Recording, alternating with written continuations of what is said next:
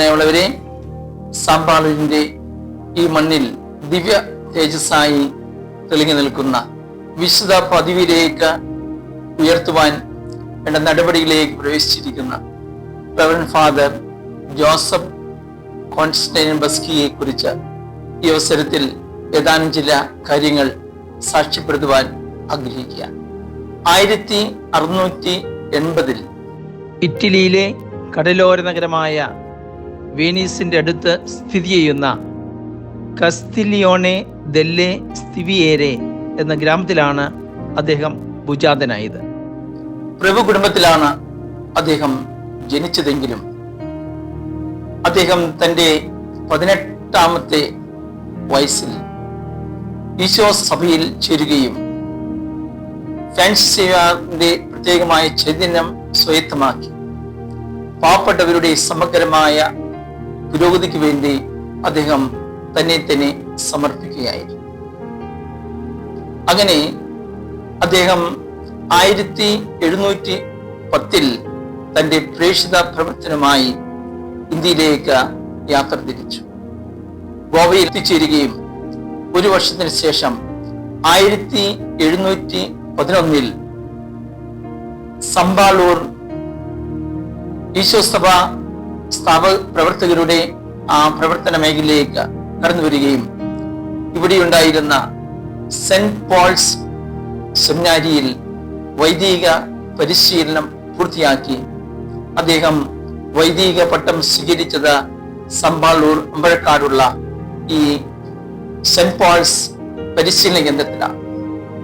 അദ്ദേഹം ഇവിടെ നിന്ന് ദൈവികമായ കാര്യങ്ങളിൽ താല്പര്യമെടുത്ത് പ്രേക്ഷിത ദൗത്യം ഏറ്റെടുക്കുക മാത്രമല്ല, വിവിധ ഭാഷകളിൽ അദ്ദേഹം പ്രാവീണ്യം നേടിയിരുന്നു. അദ്ദേഹത്തോട് മധുര മിഷനിൽ തമിഴ്നാട്ടിൽ പോയി പ്രവർത്തിക്കുവാനാണ് അദ്ദേഹത്തിന്റെ അധികാരികൾ ആഹ്വാനം ചെയ്തത്. തൽഫലമായി അദ്ദേഹം മധുരയിലേക്ക് യാത്രയാവുകയും തമിഴ് ഭാഷ അദ്ദേഹം കരഗതമാക്കുകയും ചെയ്തു. മാത്രമല്ല, തമിഴ് ഭാഷയിലെ അഗ്രഗണ്യനായി അദ്ദേഹം മാറുകയും ഒത്തിരിയേറെ സാഹിത്യ കൃതികള് തമിഴ്നാട്ടിലെ ജനങ്ങളുടെ സമഗ്രമായ വികസനത്തിനു വേണ്ടി അദ്ദേഹം നടപ്പിലാക്കുകയും ചെയ്തു. അതോടൊപ്പം തന്നെ അദ്ദേഹം ആദ്യമായി വിശുദ്ധ ഗ്രന്ഥം തമിഴ് ഭാഷയിലേക്ക് തർജ്ജമ ചെയ്യുകയുണ്ടായി. കൂടാതെ തെമ്പാവിനി എന്ന ഒരു വലിയ മഹാ സാഹിത്യ കൃതി അദ്ദേഹം രചിക്കുകയുണ്ടായി. 3 വാല്യങ്ങളുള്ള ഈ ബൃഹത് ഗ്രന്ഥം ഇന്നും സമ്പാളൂർ തീർത്ഥാടന കേന്ദ്രത്തിലെ പാവനമായി സൂക്ഷിച്ചിട്ടുള്ള മ്യൂസിയത്തില് നമുക്ക് കാണാനായിട്ട് കഴിയും. ഇദ്ദേഹം രചിച്ച ഈ മഹാകൃതി തമിഴ്നാട്ടിലെ അണ്ണാമല യൂണിവേഴ്സിറ്റിയിലെ വിദ്യാർത്ഥികളുടെ പാഠ്യ വിഷയമായി ഇന്ന് മാറിയിട്ടുണ്ട്. വിശുദ്ധ ഔസേപ്പ് പിതാവിനെ കുറിച്ചുള്ള ഒത്തിരിയേറെ കാര്യങ്ങൾ രേഖപ്പെടുത്തിയിട്ടുള്ള ഒരു മഹത് ഗ്രന്ഥമാണ് തെമ്പാവിനി എന്ന ഈ മഹാകാവ്യം. അതേപോലെ പരിശുദ്ധ അമ്മയെ കുറിച്ചും അദ്ദേഹം ഒത്തിരിയേറെ തമിഴ് ഭാഷയിൽ ഒത്തിരിയേറെ കാവ്യങ്ങൾ രചിച്ചുകൊണ്ട് ഒത്തിരിയേറെ മക്കൾക്ക് വിശ്വാസ ചൈതന്യം പകർത്തു കൊടുക്കുവാൻ അദ്ദേഹത്തിന് പ്രേക്ഷിത പ്രവർത്തനം സാധ്യമായി. അതിനേക്കാൾ അപ്പുറത്ത് തമിഴ്നാടിന്റെ സമഗ്രമായ പുരോഗതിക്ക് വേണ്ടി സാഹിത്യ മേഖലയിൽ ഒട്ടനവധി കാര്യങ്ങൾ അദ്ദേഹം നിർവഹിക്കുകയുണ്ടായി. തമിഴ് ഭാഷയിലേക്കുള്ള നിഘണ്ടു അദ്ദേഹം രചിക്കുകയുണ്ടായി. മാത്രമല്ല, അദ്ദേഹം ബസ്കി എന്നുള്ള അദ്ദേഹത്തിന്റെ പേര് ഭാരതവൽക്കരിച്ചുകൊണ്ട് വീരമാമുനിയാർ എന്ന നാമധേയം സ്വീകരിച്ചു. ഇന്ന് തമിഴ്നാട്ടിന്റെ എഴുത്തച്ഛൻ എന്നാണ് അറിയപ്പെടുന്നത്.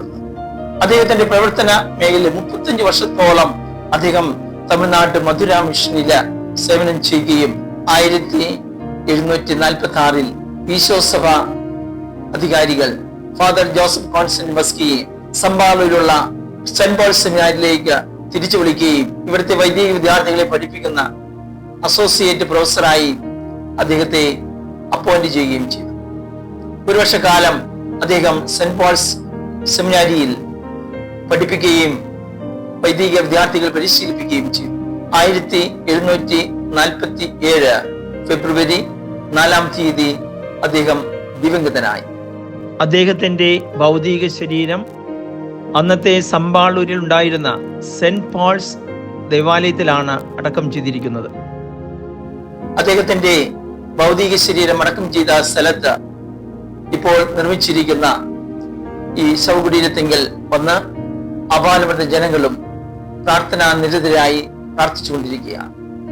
അദ്ദേഹത്തിൽ നിന്ന് ധാരാളം അനുഗ്രഹങ്ങൾ നേടിക്കൊണ്ടാണ് ഓരോരുത്തരും ഇവിടെ നിന്ന് കടന്നു പോകുന്നത്.